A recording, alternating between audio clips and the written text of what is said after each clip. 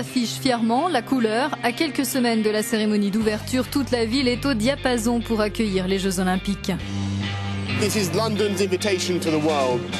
Comme le souligne son maire, la capitale britannique a convié 10 500 athlètes de 200 nations. Des centaines de milliers de spectateurs sont attendus. Mais cette invitation lancée au monde a un prix, une facture estimée à environ 12 milliards d'euros pour la ville hôte. De quoi déclencher la polémique. L'événement, faut-il le rappeler, ne dure qu'un peu plus de 2 semaines, mais le CIO assume. On a pris l'un des secteurs les plus défavorisés de notre pays. On en a fait un endroit magique. Ce parc Queen Elizabeth, les gens pensent que tout a été fait pour les installations sportives, mais 75% du coût a concerné l'infrastructure et le village. Les lieux vont mûrir et se développer au cours des 100 prochaines années. Je ne sais vraiment pas comment on peut donner un prix à tout ça. C'est un projet fantastique. Voici à quoi ressemble le parc olympique dans l'est de Londres. Depuis que les Britanniques ont été retenus pour organiser les Jeux il y a 7 ans, cet ancien quartier industriel à l'abandon a été transformé en un parc de 250 hectares, avec stade olympique, vélodrome, centre aquatique, village des athlètes et centre commercial, l'un des plus grands d'Europe. Mais du côté des habitants, on s'inquiète de l'avenir de ce site après le coup de sifflet final de ces JO. L'argent investi servira-t-il à aider ces quartiers parmi les plus pauvres de la ville? Maria Coyle en doute. Elle vit depuis 42 ans dans un lotissement de logements sociaux à Stratford, tout près de la tour L'Orbit du parc olympique. Sa maison, comme d'autres, est vouée à la destruction. Un campus universitaire doit voir le jour ici. Moi, je veux rester où je suis, comme je pense la plupart des gens de ce lotissement. Vous savez, ceux qui ont construit leur maison ici, on va leur donner de l'argent, mais ça ne suffira pas pour qu'ils rachètent quelque chose à Stratford. Ils ne pourront rien acheter dans Londres avec ce qu'on va leur donner. Pour leur maison, on va leur donner une somme qui correspond au prix du marché aujourd'hui dans l'est de Londres. Mais quand ils auront tout construit, les prix vont probablement doubler.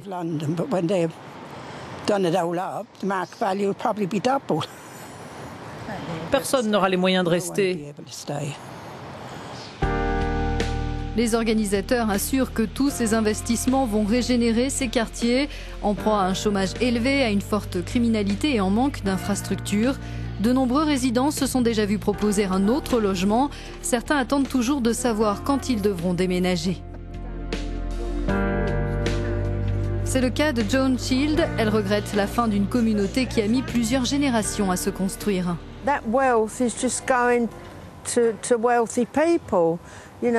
Cet argent ne profite qu'aux riches. Il profite à ceux qui vont gagner de l'argent avec ces nouvelles constructions. Ils ont tout planifié. Ce qui est horrible à notre époque, c'est de penser que l'on recule au lieu d'avancer.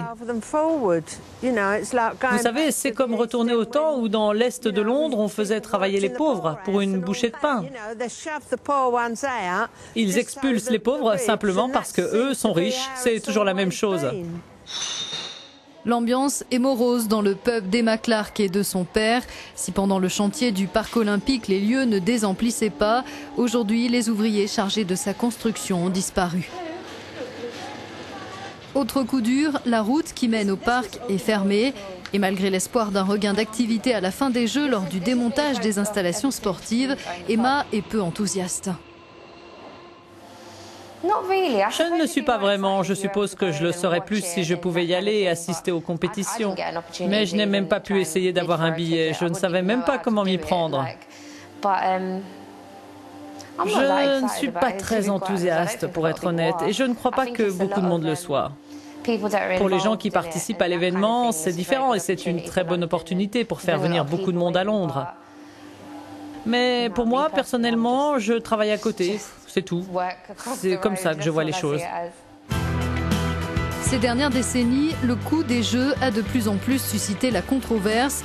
Faut-il dépenser autant dans l'espoir de retombées économiques, surtout en cette période de récession, de chômage et de coupes budgétaires? Cet été, Londres entre dans l'histoire olympique en devenant la première ville hôte de 3 JO en 1908, 1948 et 2012. D'après Jenny Hampton, spécialiste du sujet, on peut difficilement comparer les deux derniers Jeux. Lorsqu'en 2005, Londres a été retenu pour ces Jeux, je me suis demandé que s'est-il passé la dernière fois en 1948. Comment ont-ils fait pour les organiser alors que la Grande-Bretagne venait de sortir de la Seconde Guerre mondiale et était dans une situation économique terrible? La nourriture, le pétrole, le transport et même les vêtements étaient rationnés. Les organisateurs étaient issus de l'aristocratie et de l'armée. Ils avaient des revenus privés, ils n'avaient pas besoin de gagner de l'argent. Ils avaient un secrétaire et une machine à écrire. Ils sont allés voir le gouvernement et le gouvernement leur a dit « Eh bien, on n'a pas d'argent, on ne peut pas vous aider. On est assez occupés à construire des hôpitaux et de nouvelles habitations, mais si vous voulez vous lancer, allez-y. » Les organisateurs ont bien réagi en disant « Peut-on louer des installations ?» Ils ont loué le stade de Wembley et le propriétaire du stade a dit « Ok, je vais fermer la piste de course de lévrier. Je vais la transformer en piste d'athlétisme et vous n'aurez pas à payer avant la fin des Jeux. » Et puis, tous les participants ont apporté de la nourriture parce qu'il y avait un rationnement strict à l'époque. Les Américains ont amené des steaks, des fruits frais et un pain délicieux, un pain de qualité. Les Français sont venus avec un wagon complet de steaks et un autre rempli de vin du château Mouton Rothschild. Ils se sont un peu fâchés quand on leur a demandé de payer des droits de douane. Ils ont dit « Non, on ne veut pas le vendre, on a juste besoin de le boire. »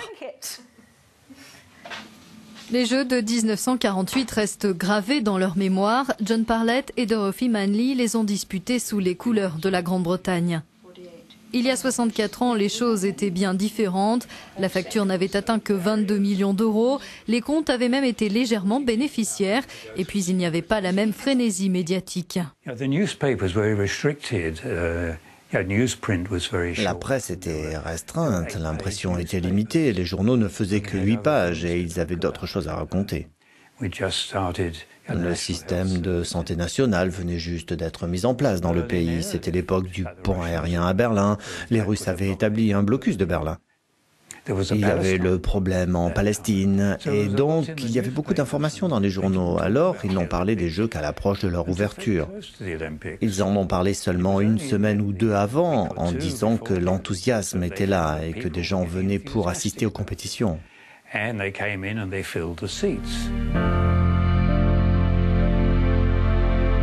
En 1948, sur la piste, Dorothy Manley. À l'âge de 19 ans, elle a couru le 100 mètres. La jeune femme était à l'époque sténodactylo. Elle travaillait à plein temps, comme beaucoup d'athlètes. Elle avait commencé à s'entraîner seulement quelques mois avant la compétition. Son meilleur souvenir, c'est bien sûr le moment où elle a décroché la médaille d'argent.